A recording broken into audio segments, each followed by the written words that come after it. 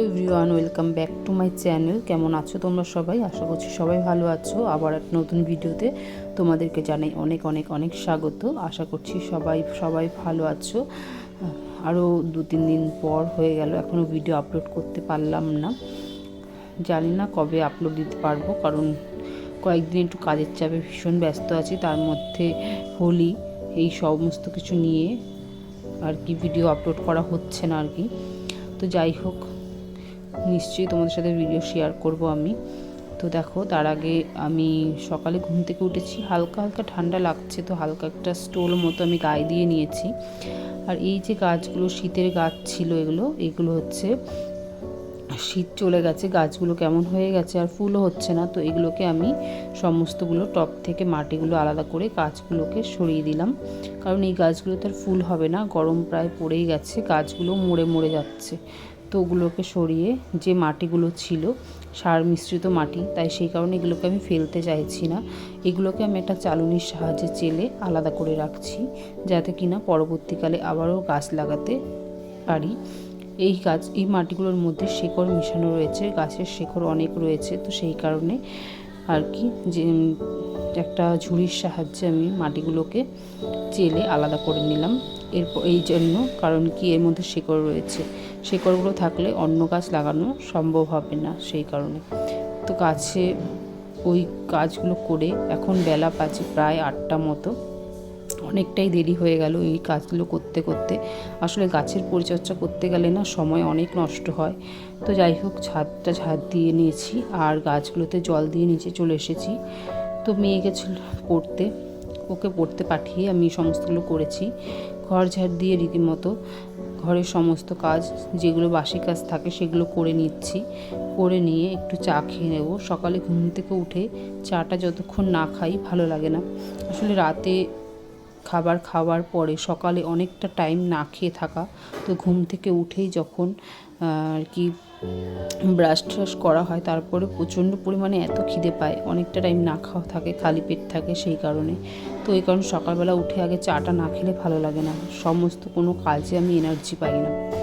তো যাই হোক, সমস্ত কাজ শুরু করে দিচ্ছি সকালে ঘুম থেকে উঠে প্রতিদিনই একই রকমের কাজ, একই সমস্ত কিছু, তবুও করতে হয়, ঘর গুছিয়ে রাখতে হয়। তো সামনে যেহেতু হোলি, এই ভিডিওটা আমি হোলির আগেই এডিট করেছি, কিন্তু ভিডিও তোমাদের সাথে শেয়ার করা সম্ভব হবে কি না জানি না। অ্যাকচুয়ালি হোলিটা সবার কাছে খুব একটা ভালো লাগার জিনিস, নানান রঙে সবাই নিজেদের মতো করে রাঙিয়ে নেয়, সবাই সবাইকে রাঙিয়ে দেয়, কিন্তু ব্যাপারটা আমার খুব একটা ভালো লাগে না। আসলে হোলির আবির অবধি ঠিক আছে, কিন্তু ওই যে বাদুড়ের রঙগুলো সবাই ব্যবহার করে, ওগুলো আমার কাছে একটু ভালো লাগে না। তো সেই কারণে আমি রং খেলতে খুব একটা পছন্দ করি না।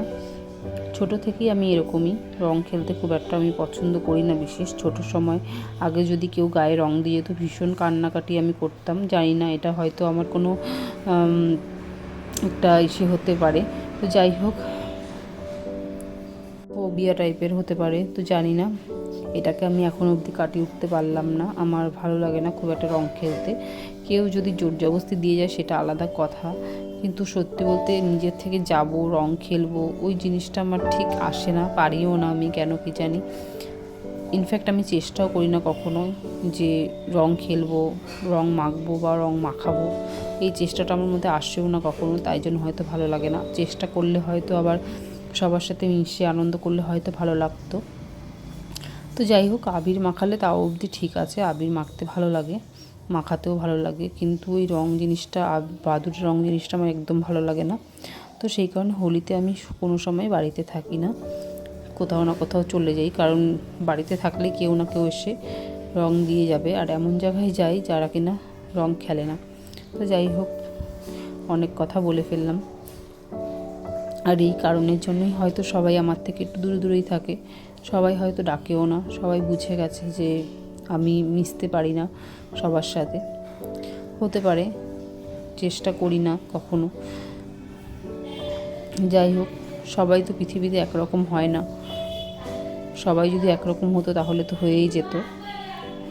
আমি সবার থেকে একটু আলাদাই, ওই কারণে সবাইও আমাকে আলাদা করে দিয়েছে, আলাদা মতোই আমি থাকি, নিজের মতো। কখনো কখনো ভালো লাগে, আবার কখনো ভালো লাগে না, কারণ আফটার অল আমিও তো মানুষ, সবার সাথে মিশতে আমারও ভালো লাগে।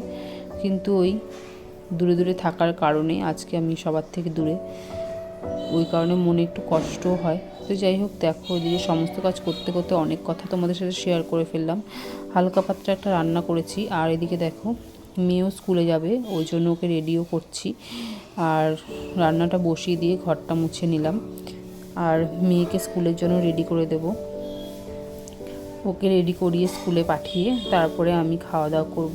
আজকে রান্না হয়ে গেছে খুব তাড়াতাড়ি, কারণ আজকে রান্নায় বিশেষ সেরকম কিছু ছিল না। কদিন ধরে চেষ্টা করছি হালকা পাতলা খাবার খাওয়ার, একে তো গরম পড়ে গেছে, তারপরে আবার একটু নিজের শরীরটার দিকে তাকিয়েও একটু চেষ্টা করছি হালকা পাতলা খাবারগুলো একটু কম কম করে খাওয়ার। দেখতেই পাচ্ছ যে কত পরিমাণে আমি মোটা হয়ে গেছি। তো এদিকে মেয়েকে স্কুলে পাঠিয়ে দিয়ে তারপরে আমার বাদবাকি কয়েকটা কাজ সারার রয়েছে, ওগুলোকে সেরে নেব, নিয়ে আমিও বেরিয়ে পড়বো অফিসের দিকে। এই তো আমার সংসারের এইটুকু সময় আমি সময় দিতে পারি সংসারে, এইটুকু সময়ের মধ্যেই সমস্ত কাজ সেরে নিতে হয় আর কি। তো কী আর করা যাবে, এই হচ্ছে আমার জীবনের লাইফস্টাইল। তোমার সাথে সবটাই তো শেয়ার করি, তোমরা সবটাই জানো। এর বেশি আমার সময় দেওয়া সম্ভব হয় না বাড়িতে, কারণ বাইরের দিকটাও আমাকে দেখতে হয় কিছুটা, সেই কারণে। তো যাই হোক, রান্নাবান্না সেরে চলে এসেছি ছাদে, আর কিছু জামা কাপড় ছিল কাচার বাকি। ঘুরতে গেছিলাম কিছুদিন আগে সাঁইথিয়ায়, তো সেই জন্য তোমাদের ভিডিও দিতে পারিনি ঠিক করে। আর ওই জামা কাপড়গুলো এসে ওগুলোকে কেচে রোদে দিয়ে নিচ্ছি। এখন খুব কড়া রোদ, একটুখানি সময়ের মধ্যেই জামা কাপড় শুকিয়ে যায় বেশ ভালো। তো জানি না আজকের ভিডিওটা তোমাদের কেমন লাগবে। নিজের জীবনের অনেক কিছু কথা তোমাদের সাথে শেয়ার করে নিলাম আজকে। যদি ভালো লাগে অবশ্যই শেয়ার করো, সাবস্ক্রাইব করো, কমেন্ট করো। ভালো ভালো অনেকেই ভিডিওতে এখন দেখছি টুকটাক কমেন্ট করছে, তাদের সবাইকে অসংখ্য ধন্যবাদ আমার ভিডিওগুলো দেখে আমার ভিডিওতে কমেন্ট করার জন্য। সবাই এইভাবে পাশে থাকো, সাপোর্ট করো আমাকে এগিয়ে যেতে। তোমাদের সাপোর্ট ভীষণ জরুরি, তোমরা পাশে থাকলে আমি নিশ্চয়ই একদিন আমার লক্ষ্যে পৌঁছে যেতে পারবো, আর নিশ্চয়ই সেটা আমি করব। জানি না কবে করতে পারবো। তো চলো আজকের মতো টাটা সবাইকে, সবাই ভালো থেকো, হ্যাপি হোলি অগ্রিম।